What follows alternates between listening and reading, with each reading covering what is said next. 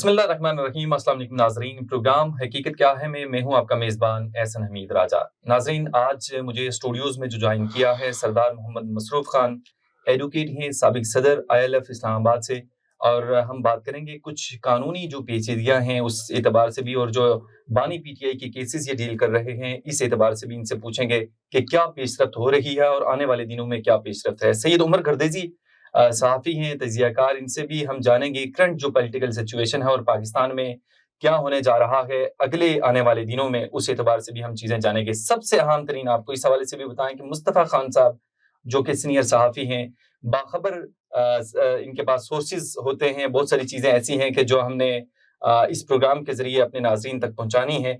इंतहाई अहम तरीन मेहमान हमारे साथ मौजूद हैं, आप सबको मैं खुशामदीद कहता हूँ। सबसे पहले हम बात करेंगे खैबर पख्तूनख्वा में जो सेनेट इलेक्शन बिला मुकाबला हुकूमत ओपोजिशन डील फाइनल हुई है। PTI के 6, PP और JUI 2-2 और नून लीग का 1 सेनेटर बनेगा। मैं इस एतबार से पूछना चाह रहा हूँ, इससे पहले भी आपने देखा कि बड़ी एक लड़ाई PTI के दरमियान पाई गई है, अभी भी चीज़ें बड़ी गो-मगो की सिचुएशन है। उस एतबार से सरदार मोहम्मद मसरूफ़ खान साहब, आपसे क्योंकि डेफिनेटली आप इन केसेस को भी डील कर रहे हैं, जब से बानी PTI जेल के अंदर मौजूद हैं, उनकी पूरी आप ये कह सकते हैं कि साथ जितने भी हमदर्द लोग खड़े थे, उन तमाम के लिए मुश्किलात अभी तक हैं। तो क्या समझते हैं कि इनको ऐसे ही आगे चलना चाहिए या इन्हें KPK जो हुकूमत है, उसे बचाना चाहिए? क्या KPK जो हुकूमत है, वो बच सकती है आने वाले दिनों में? जी, बिस्मिल्लाहिर्रहमानिर्रहीम। बहुत शुक्रिया एहसन साहब। देखें, जहाँ तक तल्लुक़ है खैबर पख्तूनख्वा हुकूमत का और वहाँ के मैंडेट का, पाकिस्तान तहरीक-ए-इंसाफ ने चूँकि एक बड़ा वाज़ेह तौर पर वहाँ पर मैंडेट हासिल किया KPK में, और बड़ी स्मूथली इस वक़्त वहाँ पर गवर्नमेंट चल रही है। लेकिन एक रिसेंटली आपको पता है कि जिस वक़्त मख़सूस नशिस्तों के हवाले से एक फ़ैसला आया सुप्रीम कोर्ट ऑफ पाकिस्तान का, उसने ना सिर्फ़ पाकिस्तान के कानून की जूरिस्प्रूडेंस को चेंज किया, बल्कि उसने बहुत सारी जो बस वहाँ पर जो अक्सरियत को अक़लियत में बदला और अक़लियत को अक्सरियत में बदला। अब 2/3 मेजॉरिटी के लिए उन्होंने ये सारा कुछ जितना भी करना था वो कर दिया उन्होंने। लेकिन अभी जो रिसेंटली जो KPK हुकूमत है, वहाँ पर जो ये बेसिकली तौर पर सेनेट के जो इलेक्शन थे, ये काफ़ी अरसे से पेंडिंग पड़े हुए थे। आपका ऐवान जो है, सेनेट का ऐवान, वो कंप्लीट नहीं था।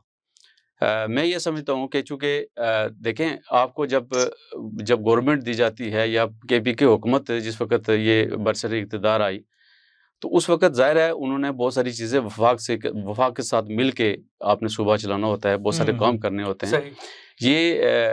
ये जो इत्तेफ़ाक हुआ है जो रिसेंटली, आपको शायद याद होगा कि सलमान अकरम राजा साहब ने, जो सेक्रेटरी जनरल हैं पाकिस्तान तहरीक-ए-इंसाफ के, उन्होंने एक अडयाला जेल के बाहर एक प्रेस कॉन्फ्रेंस के दौरान ये बात की थी कि चूँकि बैरिस्टर सैफ साहब को खान साहब ने ये जो लिस्ट प्रोवाइड की थी कि ये लोग हैं हमारे कैंडिडेट हैं, ठीक। तो उसके मुताबिक ही आगे ये सारा प्रोसेस हो रहा है। लेकिन मीनवाइल बाद में ये एक कंट्रोवर्सी क्रिएट हुई कि जी आपने कुछ लोगों ने कहा जी कि हम अपने जो टिकट हैं, जो कागज़ात हैं नामज़दगी, उनको विथड्रॉ नहीं करेंगे। ठीक। उसके हवाले से आपको पता है एक प्रोसेस चल रहा है इस वक़्त। लेकिन मैं ये समझता हूँ कि चूँकि उसकी एक तस्दीक कर दी थी, एक ज़हीर एडवोकेट साहब हैं हमारे, खान साहब के केसेस जेल में वो देखते हैं, तो उन्होंने भी तस्दीक की थी इस बात की कि जो बैरिस्टर सैफ साहब को जो लिस्ट प्रोवाइड की गई है, वो खान साहब ने ही दी है। तो मैं ये अभी समझता की हूँ जो कि लिस्ट है। जी, अभी की जो लिस्ट है, ये जो सेनेट इलेक्शन के हवाले से मैं बात कर रहा हूँ। ठीक। तो उसके हवाले से अभी देखते हैं कि उसमें इलेक्शन अगर फ़र्ज़ करें वो अगर कागज़ात विथड्रॉ नहीं होते हैं, तो उस सूरत में तो ये उधर जाएगा, मुकाबले की तरफ, इलेक्शन की तरफ जाएगा। चूँकि हॉर्स ट्रेडिंग वाला मामला है, आपको पता है एक बड़े मैसिव पैमाने पे हॉर्स ट्रेडिंग होती है, ख़ुसूसन सेनेट इलेक्शन में। उससे बचने के लिए एक रोड मैप तय किया गया था कि किसी तरीके से अगर हम इसको अगर बिला मुकाबला कर लें, तो ताकि हम इस हॉर्स ट्रेडिंग से बच सकें। ठीक। मुस्तफ़ा खान साहब सीनियर सहाफ़ी हैं, आपके पास क्या खबरें हैं? अली अमीन गंडापुर की जो मौलाना फजलुर रहमान से लड़ाई है, आखिर क्या गुल खिलाएगी? क्योंकि जिस तरह अली अमीन गंडापुर कर रहे हैं, तो क्या ये तहरीक इंसाफ के लिए कोई अच्छी खबर है, या आप क्या देख रहे हैं इस एतबार से? जी, बहुत शुक्रिया। आपने मुझे अपने प्रोग्राम में मदऊ किया। जैसे कि अभी खुद ही इन्होंने भी बताया मेरे भाई ने कि जो सेनेट के इलेक्शन हो रहे हैं, मैं आपको बताऊँ ये सेनेट के जो इलेक्शन हो रहे हैं बिल्कुल उनकी बात ठीक है। सबसे ज़्यादा हॉर्स ट्रेडिंग सेनेट के इलेक्शन में होती है। मगर ये जो बिला मुकाबला मुंतखब हो गया उससे ये है कि हॉर्स ट्रेडिंग का रास्ता जो है बंद कर दिया गया। लेकिन इसके मैं बताऊँ आपको कि इसके एक और अवामिल भी हैं। ये हुकूमत की और जो तहरीक इंसाफ है उनकी आपस में एडजस्टमेंट हुई है। आप ये कह सकते हैं कि सियासी तौर पे इनके जो राब्ते हुए थे और वो बहाल हुए हैं, क्योंकि खैबर पख्तूनख्वा में सेनेट में जिस खामोशी से ये सारा मामला हुआ है, ये तकनीकी जीत हुई है तहरीक इंसाफ की और ये एक सियासी डील है। कम अज कम असम्बली फजा में नरमी जो है वो मिजाज जो है वो नजर आ रहा है। ये मैं सेनेट की सीटें नहीं है बल्कि ये इमरान खान की कानूनी और सियासी बहाली की तरफ पहला कदम भी है, क्योंकि जो तहरीक इंसाफ की हुकूमत है KPK में, इस समय आपने देखा होगा हुकूमत जो है वो इस कोशिश में है कि तहरीक इंसाफ की जो हुकूमत है KPK में वहां पर तहरीक अदम एतमाद पेश की जाए, जिसके लिए उन्होंने दोबारा मौलाना फजल रहमान साहब से राब्ते शुरू किए। मगर मौलाना फजल रहमान साहब ने अभी तक कोई खासोखा अभी तक उनको जवाब नहीं दिया। लेकिन कुछ शराइत मौलाना फजल रहमान साहब ने हुकूमत के साथ रखी है। मौलाना साहब चाहते हैं कि KPK में हुकूमत जो है JUI की हो और बलोचिस्तान में भी उनकी हुकूमत हो, और इस शराइत पर वो मौलाना साहब से उनके साथ चलने को तैयार है। मगर अभी तक कोई ऐसी चीज नजर नहीं आई। लेकिन अहम बात मैं आपको ये बताऊं कि ये सेनेट के इलेक्शन जो हो रहे हैं, इसके फौरन बाद इस वक्त एक 27वीं तरमीम जो है वो पेश की जा रही है पार्लियामेंट में, और उसके लिए जो है जोड़ तोड़ जारी है और बैकडोर राब्ते भी शुरू हैं और उनके जो मुज़ाकरात हैं वो जारी हैं। और आपने सुना होगा कि मरी में जो है नवाज शरीफ साहब, शहबाज शरीफ साहब और आला जो है क़यादत जो है वो मुलाकात करेगी, और उसकी अहम जो वजह वो 27वीं तरमीम है। 27वीं तरमीम जो है वो तहरीक इंसाफ के लिए जो है बहुत नुकसानदेह साबित होगी।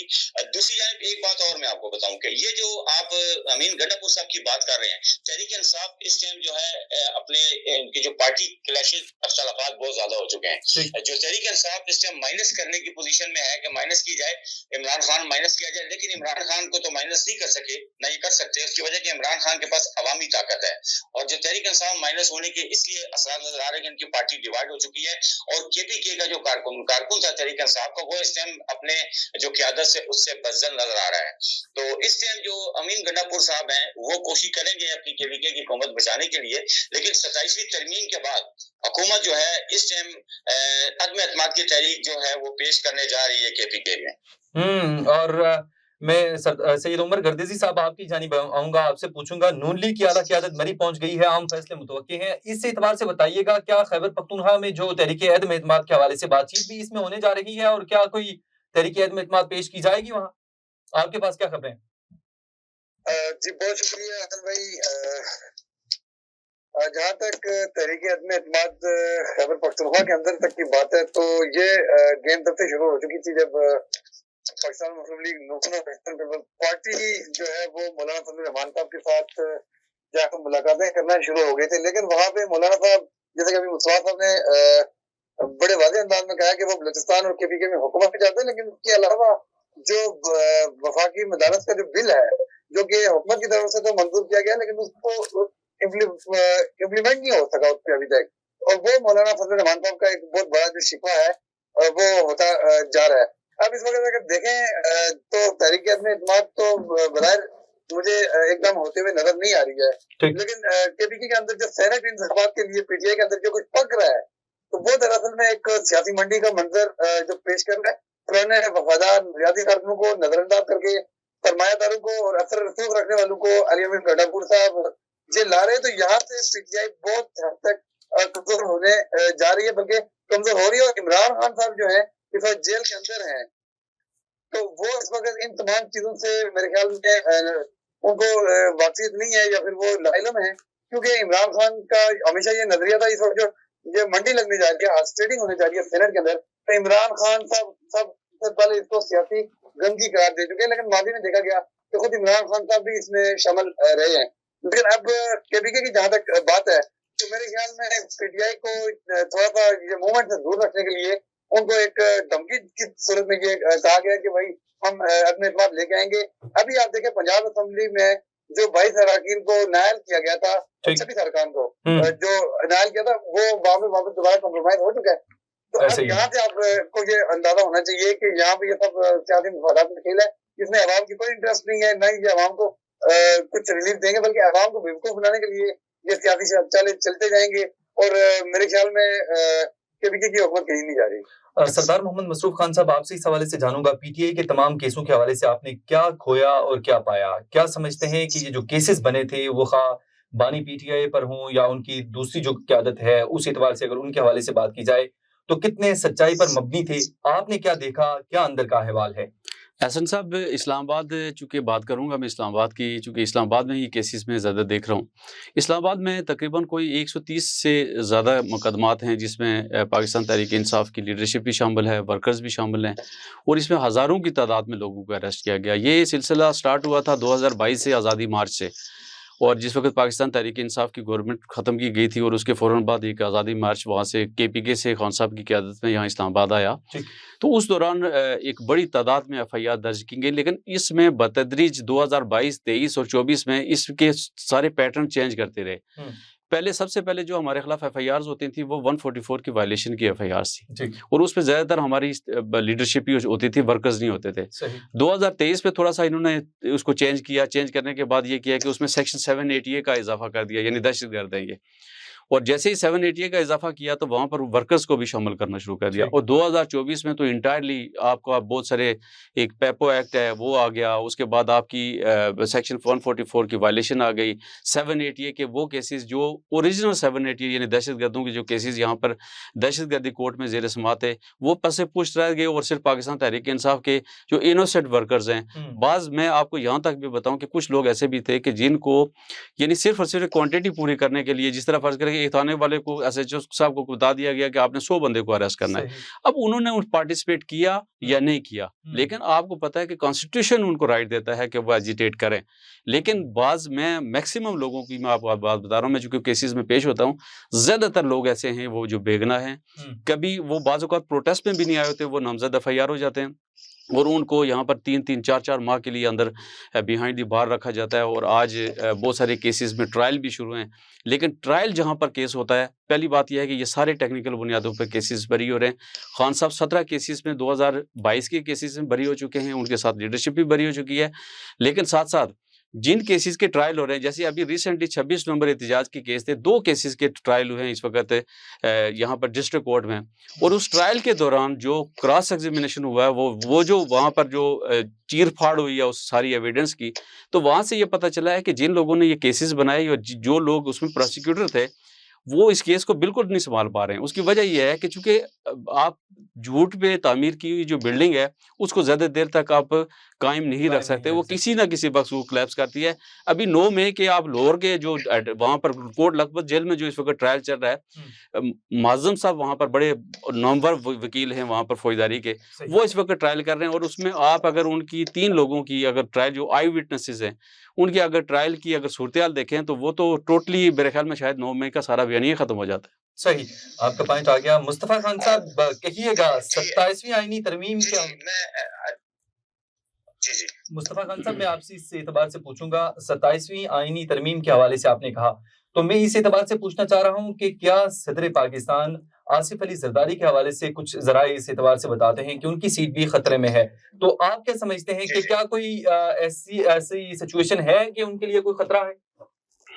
जी, मैं आपको इसकी वजाहत करता हूँ। थोड़ी सी मैं, अगर आप मुझे इजाजत दें तो मैं अपने दोनों भाइयों की बात को थोड़ा सा आगे बढ़ाऊँ। देखिए, ये जो सेनेट की इलेक्शन की इमरान खान साहब की बात की है ना मेरे भाई ने, कि उनके केसेस, उन पर इतने केसेस, इतनी जमानतें हुई हैं, मुझे ये बताएं कि अभी जो केपीके का इलेक्शन हो रहा है सेनेट के, जो मुझे आप बताएं कि इनके जो कई रहनुमा ऐसे हैं जिनकी जमानतें ली गई हैं, उसके बाद ये जो इनकी सेटलमेंट हुई है हुकूमत के साथ, और ये जो है बिला मुकम्मल सेनेट के इंतखाबात पर इनका दोनों पार्टी का रजामंद हो गए। देखिए, इमरान खान को तो रिलीफ नहीं मिल रहा, रिलीफ तो उन सेकंड हैंड क्यादत को मिल रहा है जिनसे इनकी जो पीटीआई के कारकुन बदजन है, जो ये कहते हैं कि एस्टेब्लिशमेंट के हम हो रहे हैं, और वक्त ने साबित कर दिया। मैं आपको बताता हूँ, देखिए ये जो ये अपना मखसूस सीटों का फैसला है ना सुप्रीम कोर्ट का, ये फैसला क्यों आया? आप देखें, इस फैसला आने के बाद ही सेनेट के इलेक्शन फौरी तौर पर कराए जा रहे हैं, और इसके बाद जो आजाद उम्मीदवार इनके हैं तमाम तहरीक इंसाफ के, अब ये किसी पार्टी के नहीं है, ये आजाद है। अब ये आजाद जो उम्मीदवार है, लामना इन्होंने किसी न किसी पार्टी को ज्वाइन करना है, ठीक है। अब या तो कुछ नून लीग की तरफ जाएंगे, कुछ पीपल्स पार्टी की तरफ जाएंगे। जो हालात नजर आ रहे हैं इस टाइम, वो ऐसे हैं कि अब जो इमरान खान साहब के केसेस के तो फैसले नहीं हो रहे, इमरान खान को माइनस करके जो उनकी सेकंड हैंड की आदत है। अब मैं आपको एक और ब्रेकिंग न्यूज देते चलूं, अब पीटीआई की जो मेन जो इसको प्ले करने वाले हैं वो एक नई क़यादत सामने आ रही है। मैं आपको एडवांस नाम बता देता हूँ। अब पीटीआई की भागदौड़ जो जुल्फी बुखारी संभालेंगे। उनके जो मुज़ाकरात अमेरिका में हुए हैं, अभी हमारे फील्ड मार्शल साहब अमेरिका गए थे, उन्होंने दौरा किया था, वहां पर बाकायदा सदर जो डोनाल्ड ट्रम्प है उन्होंने फील्ड मार्शल साहब से इमरान खान की रिहाई के बारे में बात की है, ठीक है। और कुछ लोग ये कहते हैं कि उन्होंने उसका जवाब नहीं दिया। मेरा ये जवाब है कि जनाब ये हो नहीं सकता कि डोनाल्ड ट्रम्प को एब्सोल्युटली नोट की बात कर दी हमारे फील्ड मार्शल साहब ने। ये मुज़ाकरात हुए हैं, जुल्फी बुखारी साहब मेन रोल प्ले कर रहे हैं और जुल्फी बुखारी काफी हद तक कामयाब हो गए हैं। इस टाइम इमरान खान जो है वो सेटलमेंट के जरिए या किसी बार्गेनिंग के जरिए या किसी अनारों के जरिए जो है वो जेल से रिहा नहीं होना चाहते। वो चाहते हैं कि मुझे अदालतों के जरिए बरी किया जाए, मुझे अदालतों से क्लियर किया जाए और इस्टेब्लिशमेंट अपना हाथ अदालतों से हटाए। अब अगली बात आपने आसिफ जरदारी की है। आसिफ अली जरदारी साहब को बिल्कुल हटाने का फैसला किया जा रहा था, मगर आसिफ अली जरदारी जो है आपको पता है वो सियासत के चैंपियन है। उन्होंने माजी में भी जब वो सदर पाकिस्तान थे तो उनको हटाने की कोशिश की गई थी, मगर जनरल मुशर्रफ साहब को इस्तीफा देना पड़ गया था, मगर जरदारी ने अपने 5 साल पूरे किए थे। इस टाइम जरदारी साहब को हटाने की कोशिश हो रही थी, मगर नून लीग नहीं मानी। क्यों? कि उनको हटाने के लिए आपको पता है पार्लियामेंट से एतमाद का वोट लेना पड़ता है, जिसमें आपको पता है सेनेट पार्लियामेंट में उनको एतमाद का वोट लेना पड़ेगा। वो नून लीग कभी भी मुखालफत में वोट नहीं देगी पीपल्स पार्टी को, क्योंकि ये दोनों जमातें जो हैं ये इस टाइम पॉलिटिक्स की बेनिफिशियरी हैं। दोनों एक दूसरे के बगैर नहीं चल सकते, एक सिक्के के 2 रुख हैं। लिहाजा अब सेटलमेंट और बार्गेनिंग होनी जा रही है। सही। आसिफ जरदारी ने इस चीज पे जो है एग्री किया है कि ठीक है मैं सदर पाकिस्तान से खुद इस्तीफा दूंगा किसी वजह के बिना पर, बीमारी की वजह पे या किसी भी वजह पे। आप मेरे बेटे बिलावल भुट्टो को वजीर आजम 2 या 2.5 साल के लिए, ठीक है, मैं जो इस्तीफा देने को तैयार हूँ। अब बात जो है वो चल रही है कि वजीर आजम बनाया जाएगा बिलावल भुट्टो को अगर सदर जरदारी को हटाया जाता है सदर पाकिस्तान के ओहदे से। तो क्या उसके बाद फिर नून लीग जो है नवाज शरीफ साहब नाराज हैं एस्टेब्लिशमेंट से, उन्होंने भी एस्टेब्लिशमेंट से कोई गिले शिकवे किए हैं और उन्होंने एस्टेब्लिशमेंट से इस चीज की अश्योरिटी मांगी अगर बिलावल भुट्टो जरदारी प्राइम मिनिस्टर बनता है तो मेरी मरियम नवाज कहाँ जाएगी। तो उनको भी इस चीज की अश्योरिटी दे दी गई कि 2027-28 में इलेक्शन होंगे पाकिस्तान के, जो इलेक्शन होंगे 2027 में होते हैं 28 में होते हैं, उसमें मरियम नवाज को प्राइम मिनिस्टर बनाया जाएगा। अब ये 2 खानदान एडजस्ट हो रहे हैं। इस टाइम मरी में जो मुज़ाकरात होने जा रहे हैं, आपको पता है मरी जो है बड़ा मशहूर है, आपको पता है जैसे छांगम होता था सिंगापुर में, ठीक है ना, और लंदन होता है, दुबई होता है, ऐसे हमारा पाकिस्तान का मरी है। तो जब मरी में इकट्ठे होते हैं तो समझ ले कि बड़ी तब्दीली आने वाली है। ठंडे मौसम में 2 खानदानों के दरमियान हो रही है, इक़्तिदार की बंदर बांट हो रही है इस टाइम। सही, ठंडे माहौल में बैठ के तमाम तर चीजें वहाँ पे तय हो रही हैं। जी जी, ठंडे माहौल में रह के गर्म माहौल होगा वहाँ पर, ठीक है, कुछ गिले शिकवे होंगे, कुछ गिव एंड टेक होगा, और जो तहरीक इंसाफ के जो आजाद उम्मीदवार हैं जिन पे ये डिपेंड कर रहे हैं हमारे लोग पे, ये कभी बिकेंगे नहीं। आज मेरी बात आप लिख लें, ये आजाद अरकान आपको कुछ दिनों बाद कोई पीपल्स पार्टी में और कोई नून लीग में जाता नजर आएगा। क्योंकि अगले 5 साल भी इसी तरह डेफिनेटली, क्योंकि जो टाइम रह गया है नहीं, आप नहीं राजा साहब, आप भूल जाए, अगले 10 साल की बात करें, जनरल मुशर्रफ पार्ट 2 होने जा रहा है। जो भी सदर पाकिस्तान बनेगा इस मुल्क का वो 10 साल के लिए होगा। सही। सैयद उमर करदीजी साहब, आप क्या कहेंगे इस तमाम तर सिचुएशन पे जो मुस्तफा साहब ने कहा, और साथ में आपसे इस एतबार से भी पूछूंगा कि क्या मुल्क में कोई सियासी मुफाहमत देख रहे हैं आने वाले दिनों में? जी देखें, पाकिस्तान में जमहूरियत के नाम पे जो खेल खेला जा रहा है वो पर्दे के पीछे की फांसियों से निकलकर अवामी शऊर जो है उसकी मेज पर खुलकर आ चुका है। अभी आप यहाँ पे देख लें, मकसूद नशिस्तों के हवाले से अभी जो हुआ है, जो इंतखाबी चलाकियां की गई हैं, वो सिर्फ एक जमात को कमजोर करने की कोशिश नहीं है, बल्कि जमहूरियत के जो जिनाद है उस पर आखिरी कील ठोकने के मुतरादिफ है। मुल्क में जो आने वाली जो तब्दीलियां मैं आपको बताता चलूं, उसमें सबसे पहले तो सदर जरदारी साहब, जैसे कि मुस्तफा साहब ने कहा कि वो खुद सरकार इस्तीफा दे सकते हैं, जिसमें वो डेफिनेटली वो बीमारी का बहाना बनाएंगे। हाँ, तो दे देना चाहिए। मरियम नवाज के वज़ीर आज़म बनाए जाने का जो बात है, तो मुझे नहीं लग रहा कि मरियम नवाज कभी पाकिस्तान की वज़ीर आज़म बन सकेंगी। भले ही मुस्तफा भाई की जो लॉजिक है वो बेहतरीन लॉजिक है। उमर साहब, आप तो इस हवाले से कह रहे थे कि वो वज़ीर आला भी नहीं बन सकती। मैं बता रहा हूँ ना, होने वाली जो सूरत हाल है, अभी तहरीक इंसाफ के पास जो आखिरी, उनके पास आखिरी कार्ड कह सकते हैं आप, या उनके पास आखिरी धोखा कह सकते हैं, या फिर उनके पास आखिरी चाल, तो वो ये 5 अगस्त की जो प्रोटेस्ट होने जा रहा है, तो उसके बाद बहुत सारी चीजें मजीद तब्दील होना शुरू हो जाएंगी, क्योंकि अवाम और जो पाकिस्तान की मौजूदा हुकूमत है वो अवाम को बिल्कुल किसी भी सूरत में जो है ना वो उसको कवर नहीं कर पा रही है। जो उसको लाने वाले एस्टेब्लिशमेंट है, एस्टेब्लिशमेंट की विभागियों में ये जो खड़ी है, तो स्टैब्लिशमेंट खुद परेशान हो रही है कि भाई हमने किन जोगरों को लाके यहाँ पे बढ़ा दिया है। सैयद उमर गर्दीजी साहब, आपका पॉइंट आ गया, आपका पॉइंट आ गया सर, आपका पॉइंट आ गया। सरदार मोहम्मद मसरूफ खान साहब, आपसे इस हवाले से जानूंगा, क्या समझते हैं, ये तमाम तरह डिस्कशन भी आपने सुनी, क्या इमरान खान को कोई अदालती रिलीफ मिल सकेगा, जिसकी वो चाह भी रहे हैं कि मुझे अदालती रिलीफ मिले, मैं कोई बार्गेन करके ना जाऊं? सर, ये जैसे मुस्तफ़ा साहब ने और सैयद उमर साहब ने इस प्रोग्राम में बड़ी तफसील से इसका जिक्र किया है।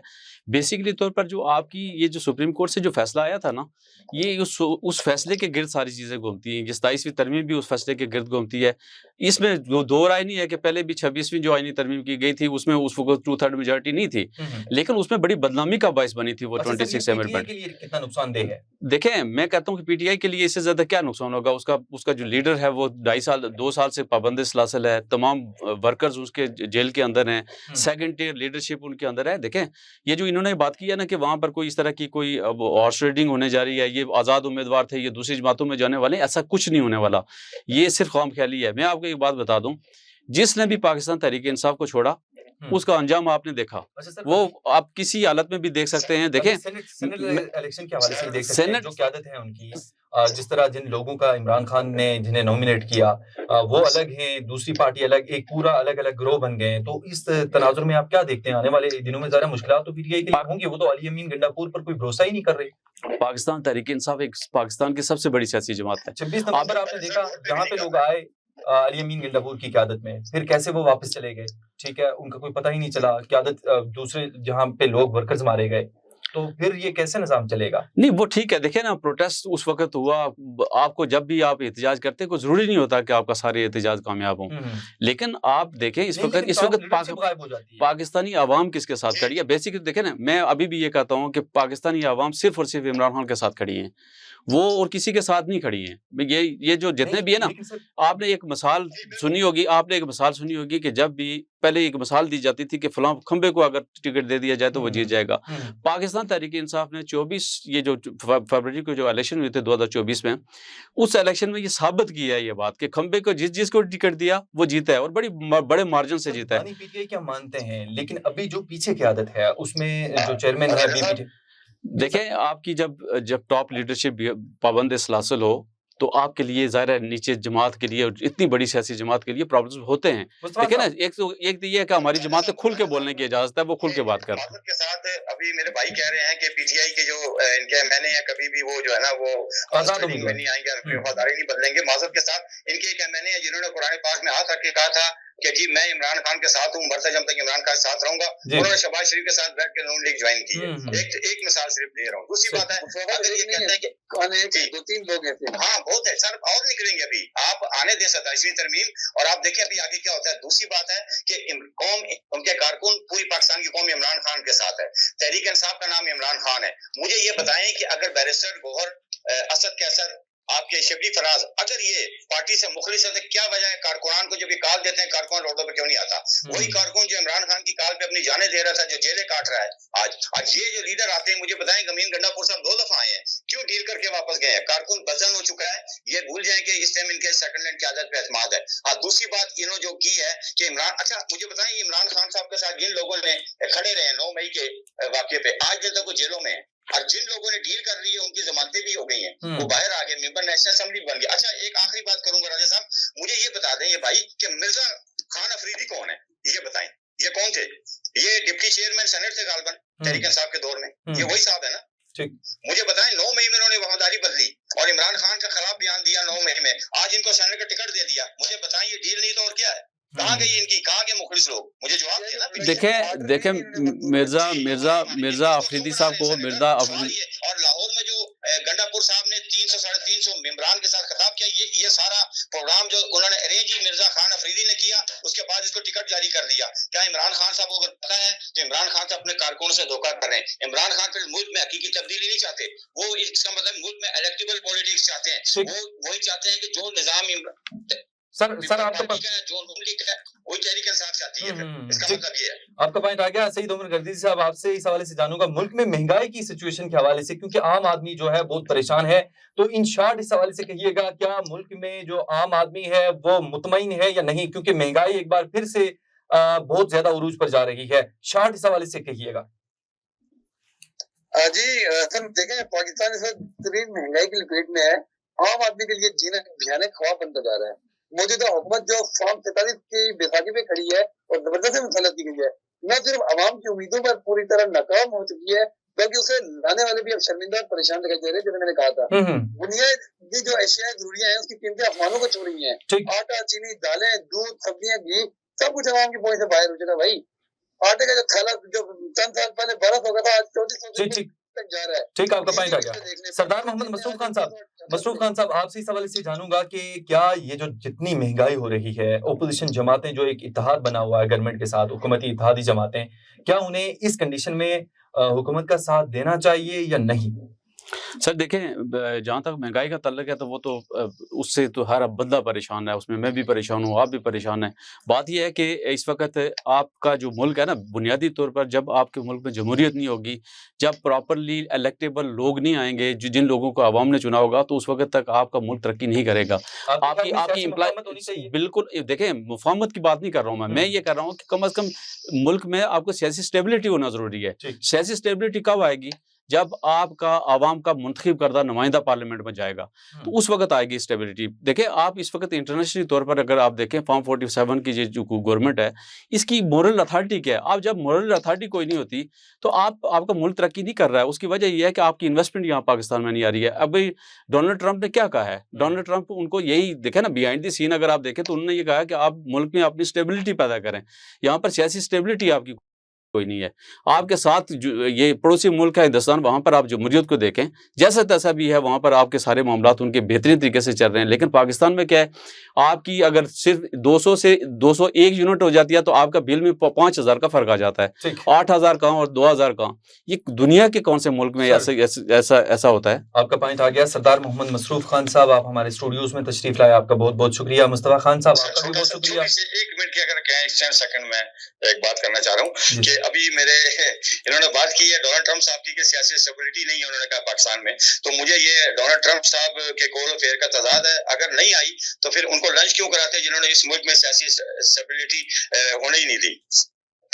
ठीक, आपका पॉइंट आ गया। सरदार मोहम्मद मसरूफ खान साहब, आपका बेहद शुक्रिया, आप हमारे प्रोग्राम में तशरीफ लाए। मुस्तफा खान साहब, आपने भी हमें ज्वाइन किया, आपका भी शुक्रिया। सैयद उमर गर्देजी साहब, आपने भी हमें कॉल के जरिए ज्वाइन किया, आपका बहुत बहुत शुक्रिया। नाज़रीन, प्रोग्राम आपने सुना, फीडबैक लाजमी दीजिएगा। अगले प्रोग्राम के लिए दीजिए इजाजत। अल्लाह निगहबान।